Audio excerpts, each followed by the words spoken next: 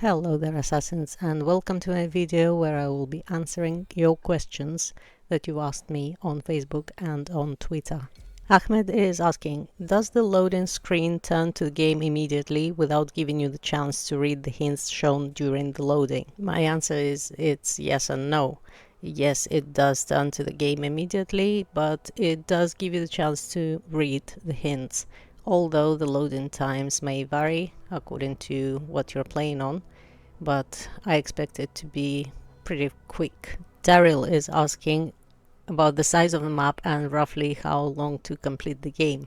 The map can be compared to the one we had in Origins, but how long to complete the game, it depends on you and your playstyle. What we know so far is that this game will have a lot of content coming out, and I would say it would be probably comparable to Odyssey in terms of hours played. Joe is asking, is the combat smooth and does it flow? My answer is, oh yeah. It's really smooth, it's really great, and I absolutely loved combat there, and I chose Yasuke to play as my main character most of the times, and it was absolutely amazing. The combat just felt like I was back in Odyssey and I knew everything, every button to press, apart from certain two buttons that were swapped around, of course. It felt awesome. Mateusz is asking, what's the ratio between Yasuke and Naue gameplay? Like, how long did you get to play with each one? I played as Naue only one quest, and in that I didn't have a choice. The rest of the time I chose Yasuke. So you'll see certain quests being tailored to one character only, so you won't have a choice which character you're playing as, but most of the quests they will have a choice, so you can choose whoever you want basically. Rusty is asking, so what weapons will you pick for Naue and Yasuke? The truth is we didn't get much choice in weapons when we were playing this demo version, but I just went with the default weapons that we ended up with, and I wanted to see how they fare. Moving on to Twitter, Guppy is asking, no spoilers, but is the game awesome? Now, in my honest opinion, hand on my heart, the game is absolutely awesome. It's absolutely fantastic. I loved every second of it, and I can't wait until I get my hands on the final version of the game and I can play it. Mark is asking, how is the combat gameplay? I can compare it to Assassin's Creed Syndicate. When you were playing as Evie, it was a little bit more difficult to defeat your enemies in open combat than if you are playing as Jacob. It's pretty much the same here. You need to use different tactics if you play as Naue than you would use if you played as Yasuke, which I think is absolutely great because you basically get two games in one. You can do one playthrough as Naue and the second playthrough as Yasuke, and the two playthroughs will be absolutely different. And also, if you take into account the seasons and weather changes and what you have to do in order to complete your mission, it will be even more than two games in one. Now, the combat itself, it felt very enjoyable, it was smooth, it was fast, it was everything I hoped it would be. Darth is asking, I'm just looking for a comparison. Is it closer to Odyssey, Valhalla, AC3? What are we getting? It definitely has Odyssey vibes. I felt it from the very first moment until the very last, but it does have a lot of Syndicate in it, and I'm saying that in terms of how Naue compares to Evie and Yasuke compares to Jacob in combat and in stealth as well. And it's also the fact that we can switch between the two while we are playing. The all-foreseen Odin is asking, what's the building aspect like? How deep is it? Well, it all depends on what you mean exactly by building aspect. If you're talking about the world building, I can assure you that the open world there is absolutely stunning and I absolutely loved it. And it's filled with all these little details, just like in Odyssey, that you can spend hours just looking around and finding new and new things to look at. If you're talking about game builds, we only played a demo version, basically, that consisted of a series of quests and 2 boss battles. That's all we played, and that's all we could possibly play. And so far, whatever we've played has been quite interesting, not repetitive, and very satisfying. Hidden One is asking, my only question would be to know more about the story of the game, if we will see the Assassin-Templar conflict. Now, this is your story spoiler warning here. If you do not wish to hear what I'm going to say now, please skip the next 15 seconds of the video. Thank you.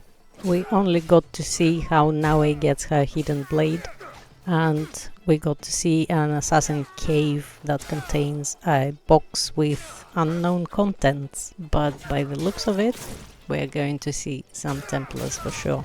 Moving on to the next question, submitted by Remonix. They're asking, my question for you, can Yasuke climb like previous protagonists, or is he limited to taking stairs? Now that is an absolutely brilliant question, and yes and no.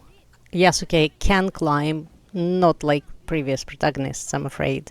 He is heavier, he is wearing a lot of armor, so he is limited in his movements to climb. Although he can swim for some reason, and he doesn't drown in all that armor. How I found out, I just went for a swim. So Yasuke, he's not exactly limited to taking only stairs. He can still climb, although he cannot climb a cliff or just a plain wall. He can find a path through which he can climb, just like in previous AC games, which is a little bit annoying, but if you consider how much he weighs with all that armor on top of him, that's understandable. Next question.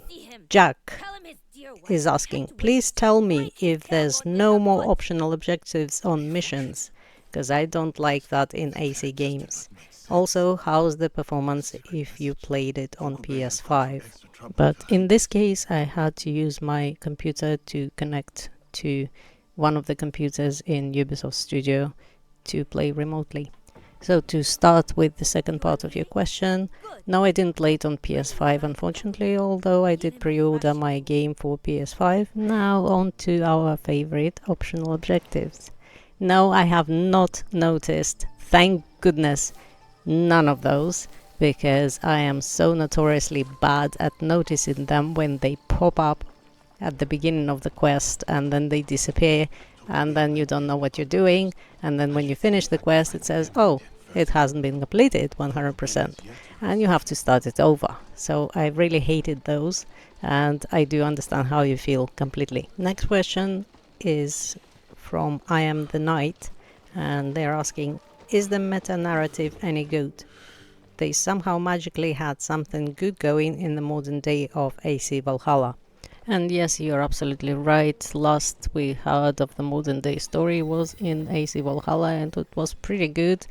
And Mirage completely skipped it. So we'll see what will happen in this game, because we didn't get any modern day story in this game preview at all. Moving on to the next question, Chris is asking, how is the story, at least at the beginning? Is it entertaining? Are the characters interesting? Now, mind you, we haven't seen an awful lot. We only got to play certain quests, and we did see a bit of a story every now and then.